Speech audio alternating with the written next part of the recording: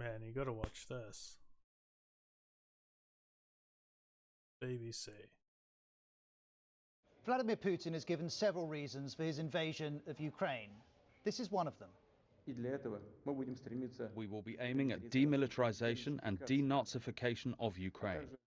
At a recent Putin rally, a banner declared for a world without Nazism. And Putin has described a gang of drug addicts and neo-Nazis who settled in Kiev and took the entire Ukrainian people hostage. But Russia's claims about Nazis in Ukraine are a mix of falsehoods and distortions. For a start, Ukrainians are not being held hostage by. Now ring out over Independence Square. This revolution is moving into a new phase. But amidst the flowers and the children's tributes, flashes of something more sinister. Groups of armed men strut through the square with dubious iconography. That yellow armband is a Volksangel, a German symbol used by several SS divisions during the Second World War. Far-right graffiti is appearing, daubed on the walls of the city. The people who brought down the government were overwhelmingly ordinary Ukrainians, students and doctors, workers and even families, people who simply refused to back down. But the most organised and perhaps the most effective were a small number of far-right groups. Russians and Jews control many Russia, not only Russia, Soviet Union. Now occupied by the far right. It's our general mission to totally ruin chains that connect our country with the imperial power from the past. And that being Russia? Yes, we can do Russia, not only Russia, Soviet Union. Are you a Nazi? No, I don't think I'm a Nazi, I'm a Ukrainian nationalist. What does that mean? The main confrontation is about that some ethnic groups have control many business structures, some economic, some political forces, and which ethnic groups?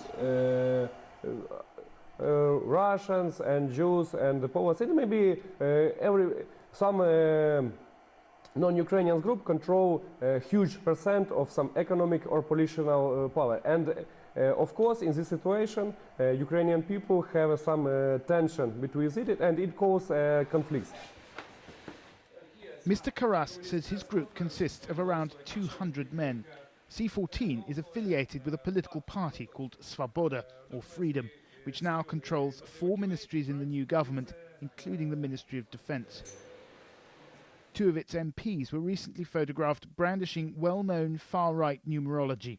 88 stands for the 8th letter of the alphabet, HH, Heil Hitler. You think that was bad? I could show you this one. As well. Glory to Ukraine. They shout. Ah, man. And check out this guy. Send in offensive equipment and have planes and tanks and trains going in with American pilots and American crews. Just understand, and don't kid yourself, no matter what you all say. That's called World War III. The next minute. Today, I'm announcing that the United States will be sending 31 Abrams tanks to Ukraine, the equivalent of 1 Ukrainian battalion. Secretary Austin has recommended this step because it will enhance the Ukraine's capacity to defend its territory and achieve its strategic objectives. And look, today's announcement builds on the hard work and commitment from countries around the world, led by the United States of America, to help Ukraine defend its sovereignty and its territorial integrity. That's what this is about. Ah, man, what do you believe? Moments ago, we're just now learning that the ICC, the International Criminal Court, has issued an arrest warrant against Vladimir Putin and another Russian official. Both are at the center of an alleged scheme to forcibly deport thousands of Ukrainian children to Russia. This is a topic that we've been talking about so much on this show. Let me get back to Ivan Watson. He's back in here. He's joining me now with more on this. Ivan, what are you hearing about this? Well, I mean, the headline here is that the International Criminal Court has issued an arrest warrant for the president of the Russian Federation, Vladimir Putin. They've also issued an arrest warrant for a second Russian official that I don't think people will recognize her name. Her name is Maria. And this. We will not stand by as our people are threatened by a kangaroo court. The US imposes sanctions against the International Criminal Court, targeting its lawyers investigated suspected war crimes in Afghanistan. But what's behind President Donald Trump's move? This.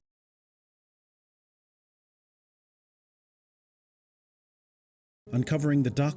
17 years ago, these pictures of smiling American guards abusing Iraqi prisoners shook the world, uncovering the dark side of the US's war on terror.